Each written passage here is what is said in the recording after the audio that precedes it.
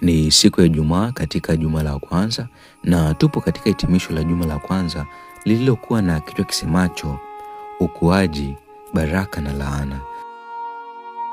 Basi mkaribishe katika mwendelezo wa ujifunzaji wa lesoni hii, lakini leo tutakuwa na maswali ya kujiuliza. 1. Je, ni sehemu gani ya hadithi hii ambayo ni changamoto zaidi kwako unaishi katika ulimwengu wa kisasa? 2. Kwa nini Waisraeli walipoteza kibali kwa Farao? 3.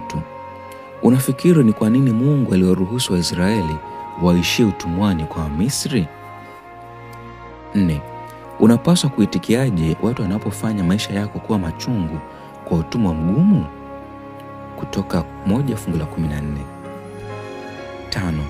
Je, mfano wa wakunga unafundisha nini kuhusu nyakati na njia zinazofaa za kutotii mamlaka ya kiraia? 6. Je, upinzani wa wakunga wawili unachochea vipi vita yako mwenyewe dhidi ya uovu? 7. Unawezaje kuamini makusudi ya Mungu yaliyofichika unapoteseka kupitia majaribu yako mwenyewe? Basi, Bwana akubariki unapoendelea kutafakari na kujiuliza maswali haya, lakini pia nikukaribishe katika kujifunza lesoni katika juma la pili. Uwe na wakati mwema.